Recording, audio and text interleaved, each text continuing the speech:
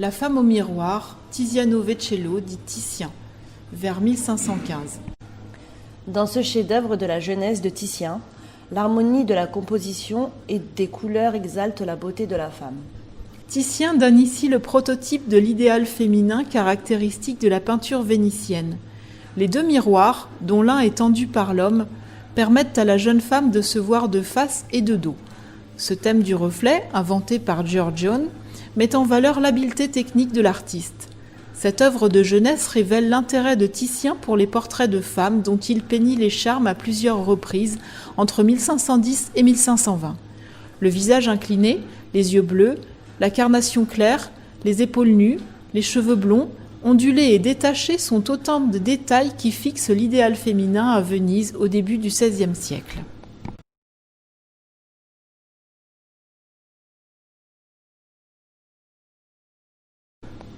Le 28 juillet 1830, la liberté guidant le peuple, Eugène Delacroix. Avec cette toile célébrant la Révolution de 1830 qui vit la chute de Charles X et l'arrivée au pouvoir de Louis-Philippe, l'artiste propose une allégorie moderne si puissante et originale qu'elle a fini par s'imposer dans l'imaginaire collectif comme l'image même de la liberté en marche. L'insurrection populaire du 27, 28 et 29 juillet 1830 à Paris, où les Trois Glorieuses, suscitées par les républicains libéraux contre la violation de la Constitution par le gouvernement de la Seconde Restauration, renversent Charles X, dernier roi Bourbon de France, et mettent à sa place Louis-Philippe, duc d'Orléans. Témoin de l'événement, Delacroix y trouve un sujet moderne qu'il traduit méthodiquement en peinture, mais avec la même ferveur romantique que pour la guerre d'indépendance grecque.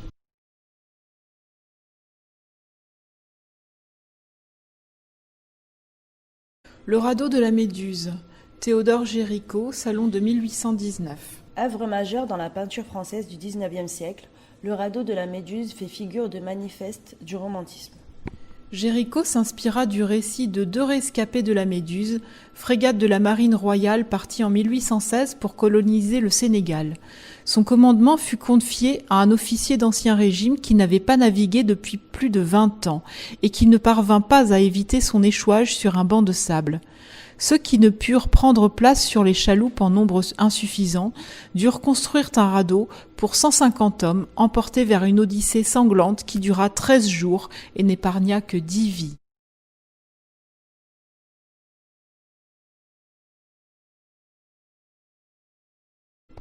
Le sarcophage des Muses, entre 100 et 150 après Jésus-Christ. Marbre. Célébré depuis longtemps par les artistes, le décor de ce sarcophage illustre l'idéal de l'homme cultivé qui se manifeste dans l'art funéraire romain entre le IIe et le IIIe siècle. Les 9 muses sont dotées chacune d'un attribut qui la distingue. Selon une croyance attestée en Grèce dès le IVe siècle avant Jésus-Christ, la pratique des arts et des lettres, soutenue par l'inspiration des muses, favorisait le passage des morts dans l'au-delà et assurait le salut de l'âme. Réalisé vers le milieu du IIe siècle après Jésus-Christ, ce sarcophage était probablement destiné à un lettré romain, soucieux de manifester son attachement à la culture grecque. En effet, les modèles sont empruntés à l'art grec.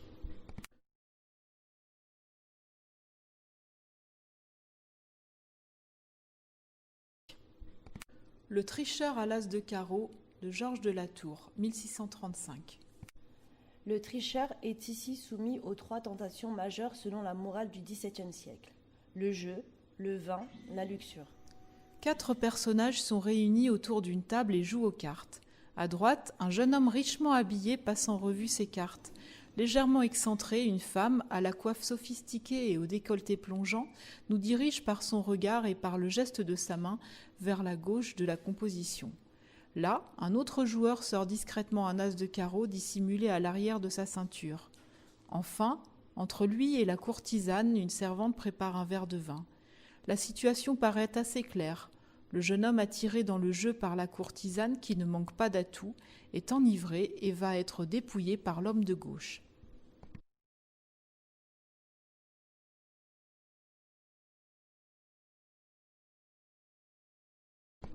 Les noces de Cana, Véronèse, 1563. À Cana, en Galilée, le Christ est invité à un repas de mariage au cours duquel il accomplit son premier miracle.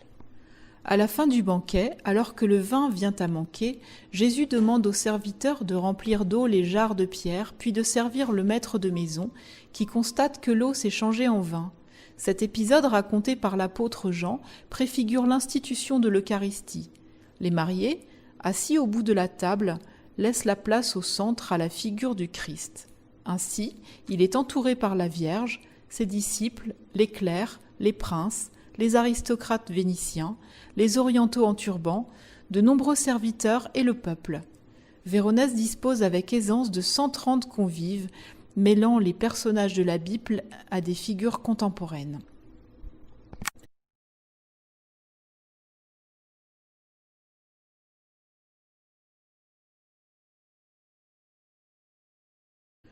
Lion de Monzon, XIIe-XIIIe siècle, bronze moulé, décor gravé.